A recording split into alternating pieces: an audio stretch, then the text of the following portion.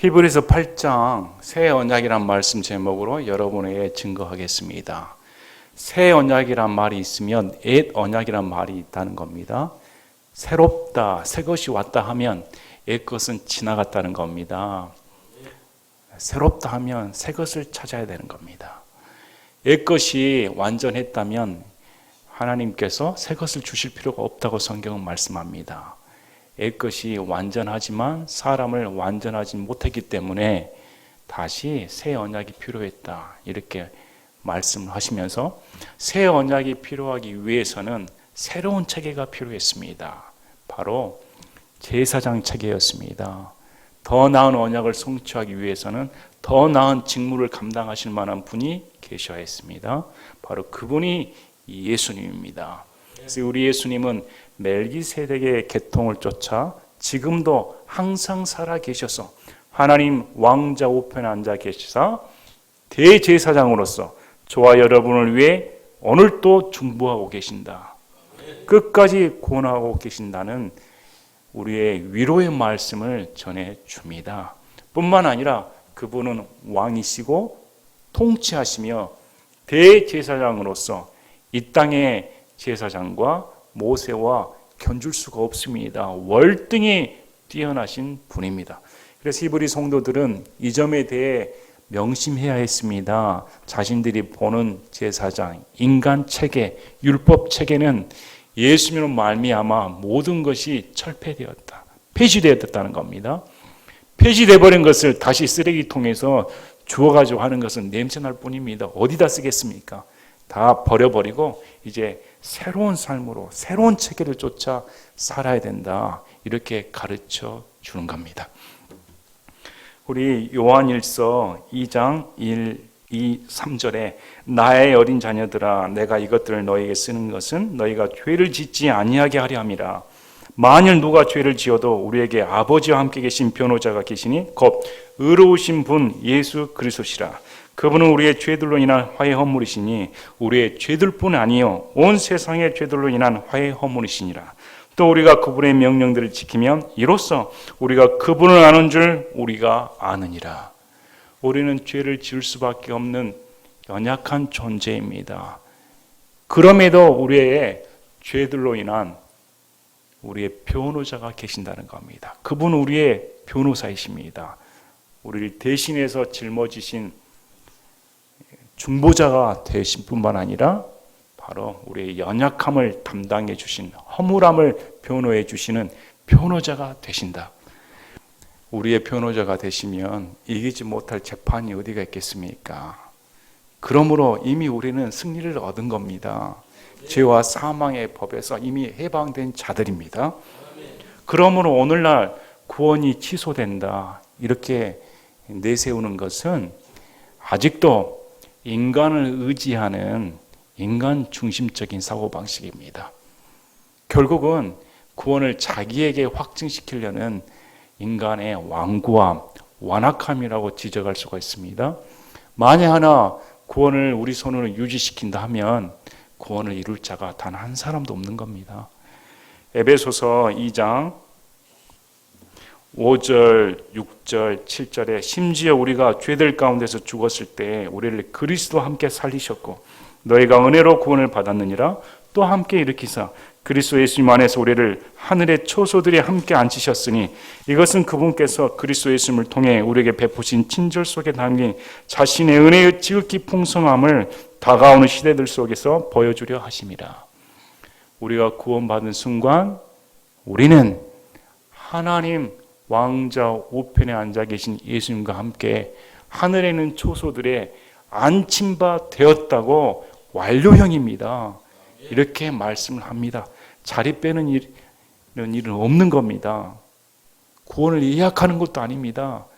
믿는 순간 우리의 신분이 하나님의 아들로서 입양되어 저 천국의 이름이 기록되어 있는 겁니다.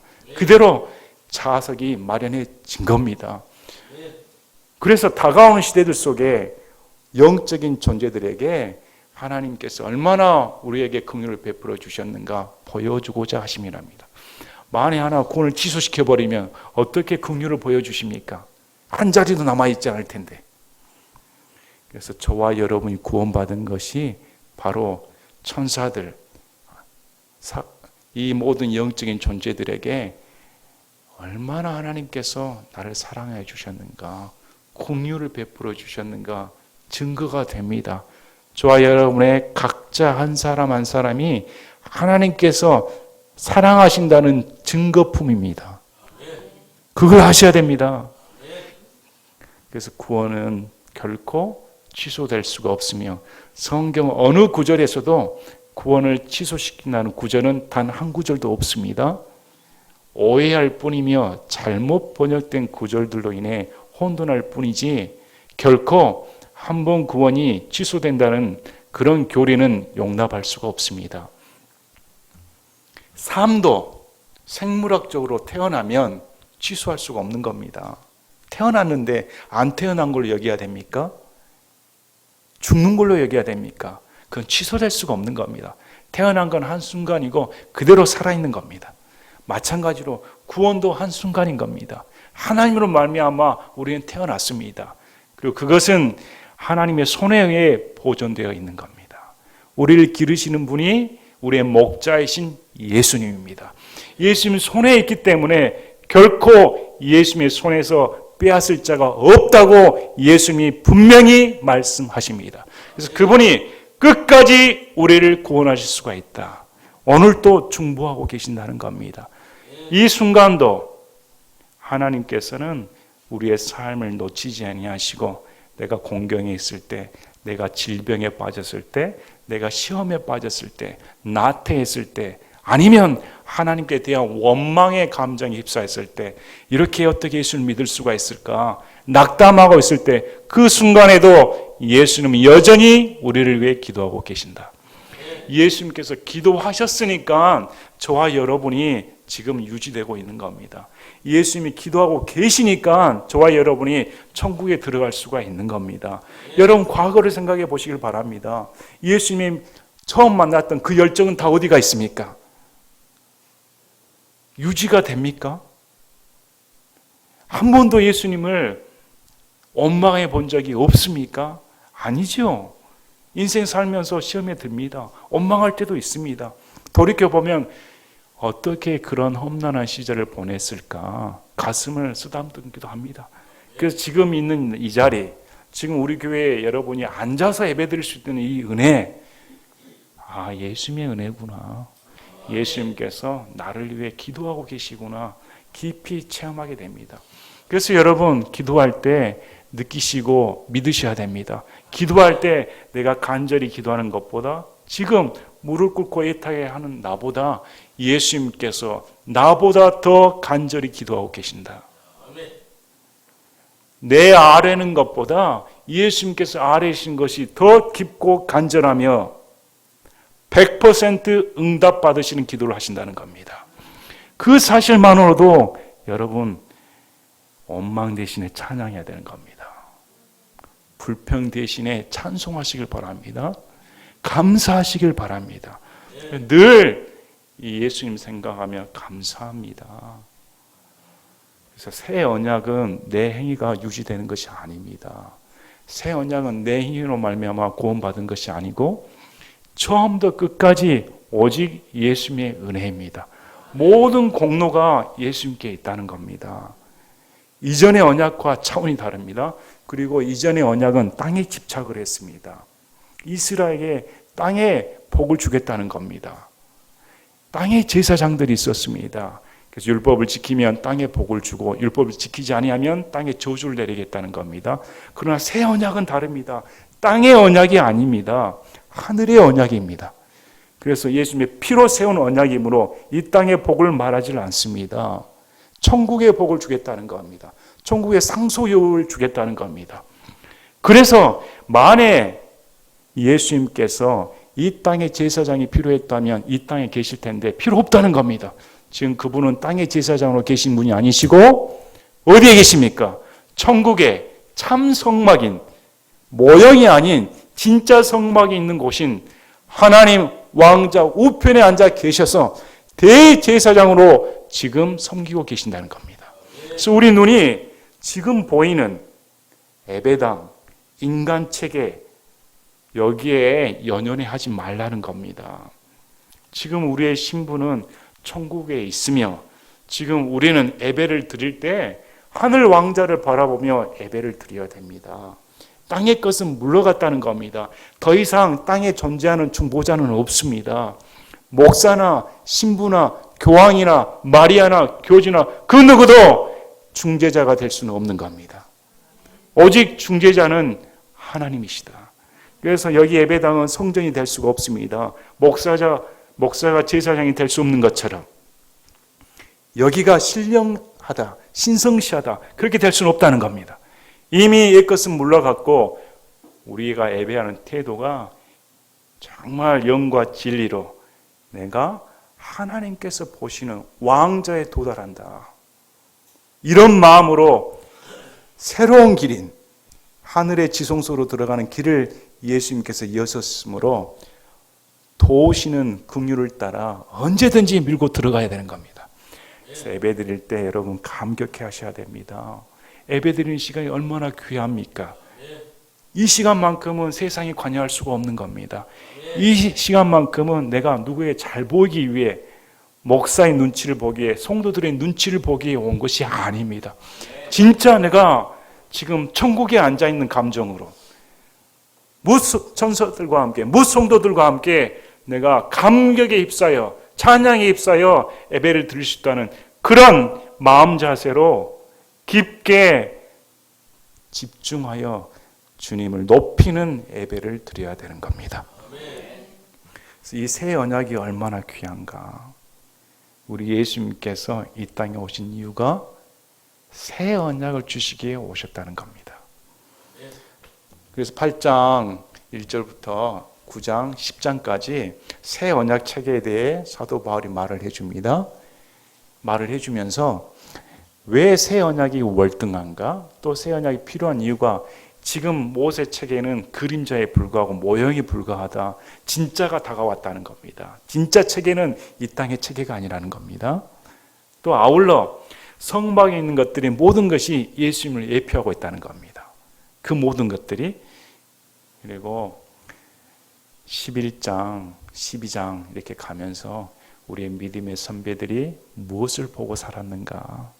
믿는 사람들이라면 무엇을 보고 경주를 해야 되는가? 이렇게 말을 하고 13장에서 현재 삶 가운데 이런 것들이 나타나야 된다는 겁니다. 그래서 새 언약은 반드시 우리 가운데 마음의 내적인 변화를 일으킵니다. 옛 언약은 그렇지는 않았습니다. 옛 언약은 돌판에 세워졌습니다. 그래서 의식적으로 의식을 행함을 말미암아 지켰습니다. 그러나 새 언약은 다릅니다. 새 언약은 성령님께서 내 마음에 법을 새김으로 말미암아 반드시 내적인 변화, 내적인 열매가 드러나야 되는 겁니다. 내적인 변화가 없는 구원은 없는 겁니다. 내적인 열매가 없는 구원은 존재하지 않습니다. 왜? 내 마음판에 하나님이 법을 새겨주시고 성령님이 존재함으로 말미암아 예수님을 믿지 않고는 견딜 수가 없다는 겁니다. 이것이 다른 점입니다. 그래서 모든 것이 예수님으로 말미암아 완전하다. 또 새 언약은 유언입니다. 예수님께서 유언하셨다는 겁니다. 여러분, 하나님이 어떻게 유언하십니까? 내가 죽겠다. 우리 마태복음 26장 26, 27, 28절에 그들이 먹을 때 예수님께서 빵을 집으사 축복하시고 그것을 떼어 제자들에게 주시며 이르시되 받아서 먹으라 이것은 내 몸이니라 하시고 또 잔을 집으사 감사를 드리시고 그들에게 주시며 이르시되 너희는 다 그것을 마시라 이것은 죄들의 사면을 얻게 하려고 많은 사람을 위하여 흘린 나의 피 곧 새 상속 언약의 피니라. 죄를 용서해 주시기 위해 많은 사람들의 죄들을 용서하시기 위해 내가 피를 흘리겠다. 그래서 상속이란 말은 유언하는 사람이 죽어야 비로소 효력이 발생하는 겁니다. 예수님이 반드시 죽으셔야 효력이 발생합니다. 그래서 신약은 십자가 사건 이후입니다. 죽어야 효력이 발생하니까. 그래서 예수님이 죽으셨다. 유언은 어떤 말씀이냐면 최종적이다. 마지막 언약이라는 겁니다. 번복할 수가 없다는 겁니다. 이제 이것으로 최종 끝났다는 겁니다. 그래서 우리 예수님께서는 유언을 하시고 또 그 유언을 이행을 하시고 또 그 유언을 집행하시는 분입니다. 예수님께서 내 유언의 내용을 집행하겠다. 그리고 그것을 행하시는 분이 성령님입니다. 이 유언의 내용을 행하시기 위해 성령님께서 내 안에 들어오셔서 아바 아버지라 부를 수 있는 놀라운 은혜를 누리게 해주겠다는 겁니다. 그리고 이 성령님은 우리의 보증이 되어 그날까지 안전하게 우리의 구원을 확증시켜 주신다. 이렇게 말씀을 합니다. 도장 찍었다는 겁니다. 그래서 예수님의 말씀을 믿고 구원받은 순간 이미 끝나버린 겁니다. 도장 끝나버린 겁니다.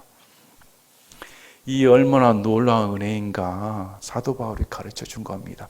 모세 율법 체계에서 이런 은혜가 있었는가? 없었다는 겁니다. 그러나 예수님께서 이런 은혜를 베풀어 주셨으니 우리가 어떤 삶을 살아야 되는가? 아직도 율법 체계로 돌아가고자 하느냐? 자꾸 율법 체계로 돌아가고자 하는 것은 인간의 사악함입니다. 뭔가 내가 해서 하나님께 의롭게 보이겠다. 인간 중심적입니다. 그래서 사도 바울은 이런 것은 해서는 안 된다는 겁니다. 우리 고린도후서 3장 6절, 7절, 8절, 9절에 그분께서 또한 우리를 세상 속 언약의 유능한 사역자로 삼으시되 글자의 사역자가 아닌 영의 사역자로 삼으셨나니 글자는 죽이되 영은 생명을 주느니라. 그러나 돌에 써서 새긴 사명의 직무에도 영광이 있어서 이스라엘 자손들이 모세의 얼굴의 영광 곧 없어질 영광으로 인해 그의 얼굴을 똑바로 쳐다보지 못하였거든. 하물며 영의 직무에는 더욱 영광이 있지 아니하겠느냐. 정죄의 직무도 영광이 될진데 의의 직무는 영광이 더욱 뛰어나니라. 지금 모세에게 어떤 말을 합니까? 정죄의 직무를 하고 있다는 겁니다. 율법은 죽인다는 겁니다. 정죄에서 죽이는 목적으로 주셨다는 겁니다. 율법에는 흠이 없습니다. 율법 그 자체는 완전합니다. 그러나 이 율법이 치료제가 아닌 겁니다. 율법은 우리에게 진단을 줄 필요입니다. 진단만 할 뿐 깨끗하게 해주지 못합니다. 완전하게 해주지 못합니다. 1500년 동안 이스라엘 역사상 그 누구도 율법으로 구원받은 사람이 단 한 사람도 없었다는 겁니다. 아무리 고결하게 살아도 율법을 다 지킬 만한 사람은 이 세상에 존재하지 않습니다. 예수님 외에는. 그래서 예수님께서 율법의 끝마침이 되어주시기 위해 이 땅에 내려오셨다는 겁니다. 그렇지 않고서는 구원 얻을 자가 없다는 겁니다. 그래서 이런 영의 직무를 감당하니 얼마나 놀라운가, 그 영광이 어떠한가. 그래서 교회에서는 율법 체계로 돌아가서는 안 됩니다. 목사가 제사장 노릇해서는 안 됩니다. 예배당을 성전이라고 말을 해서도 안 되는 겁니다. 11조 헌물을 드리며 구약의 11조를 갖다 바치는 것도 안 되는 겁니다. 안식일을 지킨다고 나와서도 안 되는 겁니다. 그 모든 율법의 잔재들은 다 쓰레기통에 버려야 되는 겁니다. 우리 골로새서 3장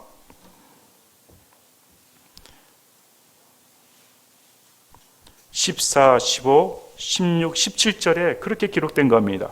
우리를 대적하고 우리를 반대하는 규례들을 손으로 기록한 것을 지우시고 그것을 길에서 치우사 그분의 십자가에 못 박으시며 법규, 모세 율법들은 다 집어치웠다는 겁니다. 정사들과 권능들을 벗기사 십자가 안에서 그들을 이기시고 드러내어 구경거리로 삼으셨느니라. 그러므로 아무도 먹는 것이나 마시는 것으로 인하여 또 거룩한 날이나 월상이나 안식일에 관하여 너희를 판단하지 못하게 하라. 그것들은 다가올 것들의 그림자이거니와 몸은 그리스도께 속하였느니라. 그림자에 집착하지 말라는 겁니다. 몸은 그리스도께 속했다. 히브리서 9장 24절 그리스도께서는 손으로 만든 거룩한 초소들 곧 참된 것의 모형들 안으로 들어가지 아니하시고 하늘 그 자체 안으로 들어가서 이제 우리를 위하여 하나님 앞에 나타나시느니라. 이 땅에 존재하는 성막은 모형입니다. 너희들이 모세율법 성막을 그렇게 귀하게 여기는데 그것은 모형이다. 모조품이다. 진품이 왔으면 모조품 버려야 된다는 겁니다. 진품은 우리 예수님께서 모든 것을 이루시고 참 성막인 하늘로 가셨다는 겁니다. 그걸 바라보라는 겁니다. 그러면서 교회에서 절대 율법 체계를 가르쳐서는 안 되는 겁니다. 그것은 인간을 죽이는 겁니다. 살리는 것이 아닙니다. 살리는 것은 영이며 성령님의 은혜이며 복음과 은혜와 종교와 이 모든 것들을 구분할 수 있어야 됩니다. 종교와 은혜는 같이 존재할 수가 없는 겁니다. 은혜와 율법은 공존할 수가 없는 겁니다. 그래서 율법 체계와 은혜 체계가 다르다는 겁니다. 이제 히브리서 8장 1절에 이제 우리가 말한 것들에 관한 요점은 이것이니 곧 우리에게 이러한 대제사장이 계시다는 것이라. 그분은 하늘들에서 존엄하신 분의 왕자 오른편에 앉아 계시며, 사도 바울의 요점은 간단합니다. 이렇게 위대한 대제사장이 우리에게 있다는 겁니다. 저와 여러분에게 대제사장이 계십니다. 이스라엘 사람이 아닙니다. 신부가 아닙니다. 교황이 아닙니다. 교주가 아닙니다. 예수님입니다. 예수님이 중보자로서 저와 여러분에게 대제사장이 되신 겁니다. 성소와 참 성막을 섬기시는 분이신데, 이 성막은 주께서 치신 것이 아니요 사람의 친 것이 아니라 치신 것이요. 주께서 치신 참 성막이 하늘에 존재한다는 겁니다. 이것은 사람이 칠 수가 없죠. 땅에 존재하는 것이 결코 아닙니다. 대제사장마다 임명을 받아 애물과 희생물 드리나니 그러므로 이 사람도 무엇인가 드릴 것이 있어야 함이 마땅하도다. 대제사장이 드릴 헌물이 있어야 됐습니다. 우리 예수님도 드려야 할 것이 있어야 됐습니다. 무엇입니까? 예수님의 피입니다. 예수님께서도 헌물이 있으셔야 하므로 그 스스로가 헌물 자체가 되어주셔서 피를 흘리셨다. 이렇게 말씀을 해주고자 지금 기록해 놓은 겁니다. 만일 그분께서 땅에 계셨더라면 제사장이 되지 아니하셨을 터이니 이는 율법에 따라 애물들을 드리는 제사장들이 있기 때문이라. 여기 땅에 계실 필요가 없다는 것이죠. 땅에서는 애물 드리는 레위 지파의 자손들이 있습니다. 그 사람들이 있는데 땅에 계실 필요가 없다는 거죠. 하지만 저 하늘에는 레위 계통은 들어갈 수가 없다는 겁니다. 땅의 지파에 속하지 않은 멜기세덱의 계통에 따른 영원한 계통을 따라 하늘에 계신다는 겁니다. 이 제사장들은 모세가 성막을 만들려 할 때 하나님께 공고받은 바와 같이 하늘에 있는 것들의 본보기와 그림자를 숨기나니 그분께 이르시되 너는 조심하여 산에서 내게 보여준 양식에 따라 모든 것을 만들라 하시느니라. 그러나 이제 그분께서 더욱 뛰어난 섬김의 직무를 얻으셨으며 그것에 의해 또한 그분은 더 나은 약속들을 위해 세워진 훨씬 더 나은 언약의 중재자이시니라. 히브리 성도들아, 그것은 출애굽기에 말씀하신 것처럼 모세에게 하나님께서 양식을 주시고 그대로 만들라고 했다. 그대로 만든 것은 실체의 그림자와 모형에 불과하다. 그리고 제사장들은 그 모형을 섬기고 있다는 겁니다. 그러나 우리 예수님은 위대하셔서 그들보다 직무가 훨씬 뛰어나다는 겁니다. 더 나은 언약을 베풀어 주실 수 있는 분이시다. 이렇게 시선을 돌리라는 겁니다. 그리고 새 언약에 대해 말을 해줍니다. 만일 그 첫 언약이 흠이 없었더라면 둘째 것을 구할 여지가 없었으려니와. 분명히 사도 바울은 첫 언약의 불완전성을 말을 해줍니다. 첫 언약이 완전했다면 하나님께서 왜 새 언약을 맺을 필요가 있었겠는가? 첫 언약이 완전하지 못하다는 겁니다. 다시 말씀드리지만 주신 율법은 완전하였습니다. 그러나 그걸 지킬 만한 인간이 불완전하다는 겁니다. 이 체계 하에서는 그 어느 누구도 구원받을 수가 없습니다. 그 새로운 체계인 예수님께서 직접 이 땅에 오셔서 피를 흘려주시겠다. 그래서 마태복음 1장 21절에 그녀가 아들을 낳으리니 너는 그의 이름을 예수로 하라. 이는 그가 자기 백성을 그들의 죄들에서 구원할 것이기 때문이라 하니라. 우리 예수님은 예수님이라는 이름으로 이 땅에 오셨습니다. 이것은 죄들로부터 구원시키게 오셨다는 겁니다. 그래서 예수님께서도 나가서 전하라는 겁니다. 회개와 죄들의 사면함을 예수님의 이름으로 증언하라는 겁니다. 그래서 복음은 회개와 죄들의 사면함입니다. 이것은 신약에서 성취되는 겁니다. 구약은 없습니다. 신약에서 회개하고 용서해 주시겠다는 겁니다. 그래서 예를 드는데 이 말씀은 에레미야서에 있습니다. 에레미야서 31장 31절부터 34절까지 말씀을 인용해서 새 언약이란 말을 해주기에 왔다는 겁니다. 자, 이들은 히브리인들입니다. 히브리인들은 대언서 말씀을 잘 알고 있었습니다. 에레미야 대언서 말씀을 익숙했다는 겁니다. 옛 언약이란 말만 들었는데, 언약이란 말만 들었는데 지금 새 언약이라는 단어는 생소했습니다. 사도 바울이 야, 우리에게 새 언약이란 말이 있어. 그 말이 내가 지어낸 말이 아니고 구약에 기록된 말이야. 이렇게 말을 하면 히브리 성도들이 그렇구나. 지금 에레미야서를 보니까 새 언약이라는 단어가 있다는 겁니다. 자, 원래 이 말씀은 유대인들에게 주는 겁니다. 에레미야서 앞장을 보면 31장 앞장을 보면 7년 환난 때 이스라엘 백성들이 얼마나 큰 고난을 당하는가 처참한 모습을 기록해 줍니다. 그리고 그 날들 후에 우리 주님께서 이스라엘 집과 언약을 맺으시겠다. 이건 유대인들입니다. 에레미야는 유대인입니다. 당연히 유대인이니까 유대인의 관점에서만 쓰는 겁니다. 그리고 지금 이 편지를 받아보는 사람들도 유대인입니다. 유대인의 관점에서 생각할 수밖에 없다는 겁니다. 그래서 사도 바울이 에레미야서 말씀을 통해 7년 환난이 끝나고 천년왕국 도래 시점에 하나님께서 이스라엘 집과 언약을 맺는데 그 언약은 새 언약이다. 너희들이 옛 언약을 줬을 때, 모세 율법을 줬을 때 다 배반하였다는 겁니다. 지킬 능력이 없었다는 겁니다. 그러나 그 날들 후에 천년왕국 도래 전에 하나님께서 직접 언약을 맺을 텐데 그때는 돌판에 법을 새기는 것이 아니고 너희들 마음판에 법을 새겨주겠다. 마음판에 법을 새겨주셔서 누가 가르칠 필요 없이 하나님은 나의 하나님이십니다. 예수님은 나의 주님이십니다. 이런 놀라운 역사가 일어난다고 새 언약이라고 에레미야서 31장에 기록되었다. 이렇게 사도 바울이 말을 합니다. 그러면 이스라엘 사람들에게 준 이 말씀이 교회에는 적용이 되지 않을까요? 당연히 교회에 적용이 됩니다. 우리 예수님께서 분명히 새 상속 언약을 맺기 위해 마태복음에 말씀을 하셨습니다. 피로 세우겠다. 그래서 이게 시간차 간격입니다. 예수님께서 피의 상속 언약은 유대인이고 이방인이고 할 것 없이 모두가 은혜 가운데 들어옵니다.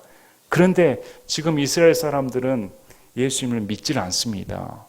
나중에야 7년 환난 때 대대적으로 대국가적인 속죄에 회개하는 역사가 일어납니다. 그럴 때 하나님을 영접하고 마음에 변화받는 역사가 일어나지요. 그러나 그 역사가 일어나기 위해서는 먼저 예수님이 죽으셔야 되는 겁니다. 예수님이 죽으셔야 이 언약이 성취되는 겁니다. 그래서 교회에도 적용되는 말씀인 겁니다. 오해하시면 안 되는 겁니다. 이스라엘과 맺은 다른 언약이 존재한 것이 아니고 유대인의 입장에서는 초림과 재림을 구분할 줄 몰랐습니다. 그래서 예수님의 죽으심으로 말미암아 이 언약이 시작됐으며 이 새 언약으로 말미암아 우리에게 주신 목적은 이제 이 새 언약은 성령님께서 우리 마음판에 법을 새겨 주셨다는 겁니다. 그래서 놀라운 은혜의 역사가 일어난다고 성경은 기록되어 있다. 이렇게 말씀을 합니다. 그래서 12절에 내가 그들의 불의에 대하여 긍휼을 베풀고 다시는 그들의 죄들과 그들의 불법들을 기억하지 아니하리라 하시느니라. 오늘날 말씀도 동일합니다. 예수 그리스도 안에 있는 자에게는 결코 정잠이 없는 겁니다. 이는 생명의 성령의 법이 죄와 사망의 법에서 우리를 해방시켰다. 다시는 정죄함이 존재하지 않습니다. 그분께서 새 언약이라고 말씀하심으로써 첫 언약을 낡은 것으로 만드셨으니 이제 쇠하고 낡아지는 것은 곧 사라지리라. 사라질 것에 대해 연연해 하지 말라는 겁니다. 더 이상 옛 언약으로 돌아가려는 그런 마음은 품지 말고 새 언약은 예수님만을 바라보기를 간절히 원한다. 이렇게 사도 바울이 말씀을 합니다. 그래서 갈라디아서 3장 1절 2절 오 어리석도다 갈라디아 사람들아, 예수 그리스도께서 십자가에 못 박히신 것이 너희 가운데서 너희 눈앞에 분명하게 제시되었거늘 누가 너희를 깨어 너희가 진리에 순종하지 못하게 하더냐. 내가 너희에게서 다만 이것을 알고자 하노라. 너희가 율법의 행위로 성령을 받았느냐 믿음에 관하여 들음으로 받았느냐.